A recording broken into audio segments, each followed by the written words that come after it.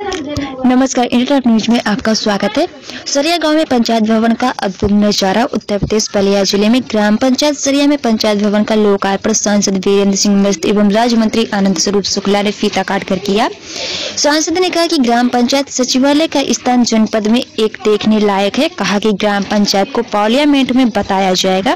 इस दौरान सांसद ने गाँव में सामुदायिक भवन के लिए 25 लाख देने की घोषणा की है। राज्य मंत्री ने कहा कि सरिया ग्राम पंचायत भवन जिस तरीके से बेहतरीन बना है, सबकी फोटोग्राफी कर मुख्यमंत्री को सौंपा जाएगा। मंत्री ने कहा कि गांव में किसानों के लिए नलकूप लगाने का आश्वासन दिया। इस दौरान ग्राम प्रधान विनोद कुमार सिंह, गांव के पूर्व ग्राम प्रधानों को सम्मानित अंग वस्त्र एवं स्मृति चिन्ह देकर सम्मानित किया गया।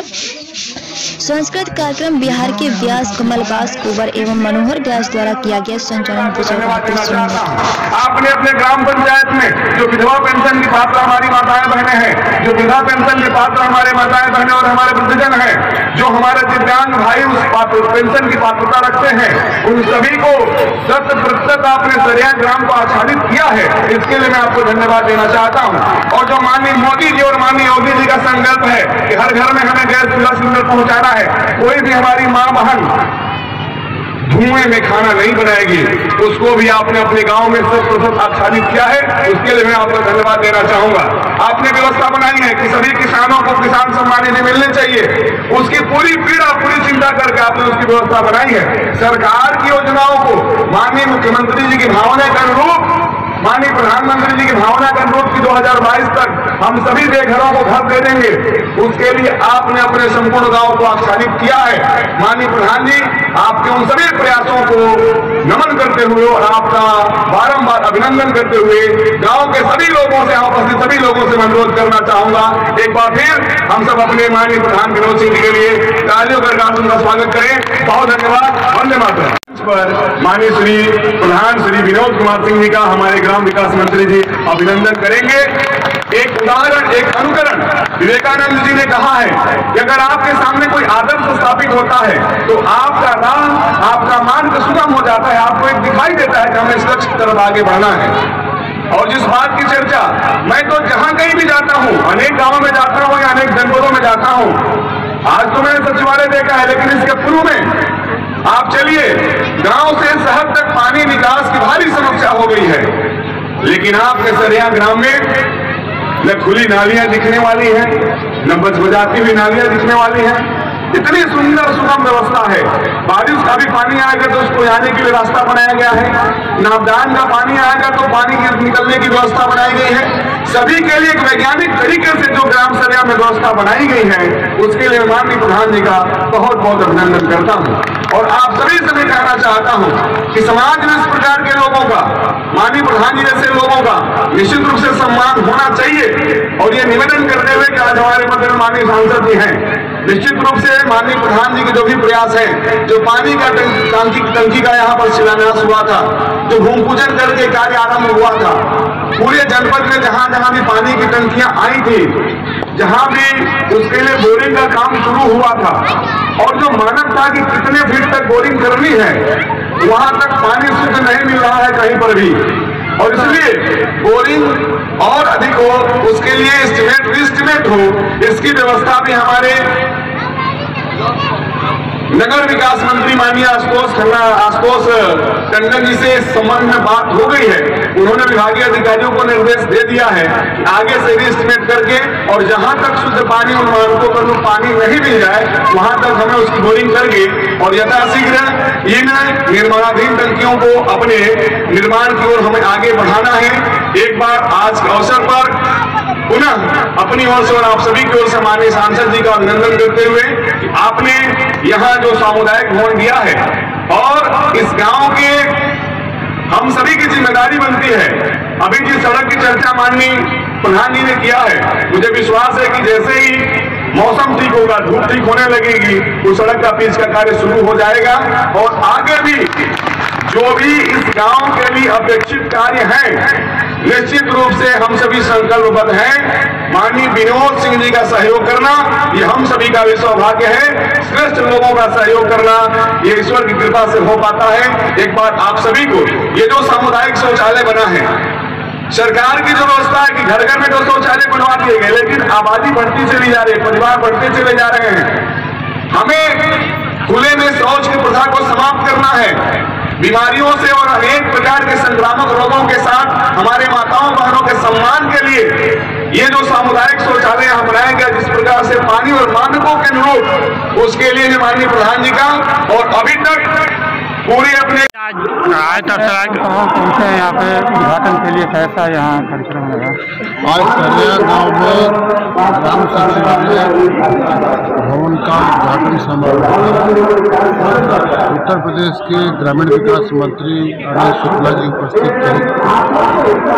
मैं कह सकता हूँ कि पूरे उत्तर प्रदेश में ही नहीं, देश में भी इस तरह का ग्राम सचिवालय, सरिया ग्राम सचिवालय उसके लिए एक नजीर है।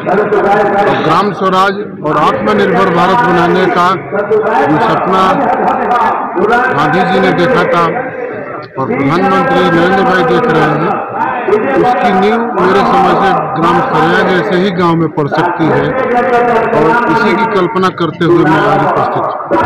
विनोद कुमार सिंह, निवर्तमान प्रधान सरिया, अध्यक्ष प्रधान संघ दुबहड़। जी आज कैसा कार्यक्रम था?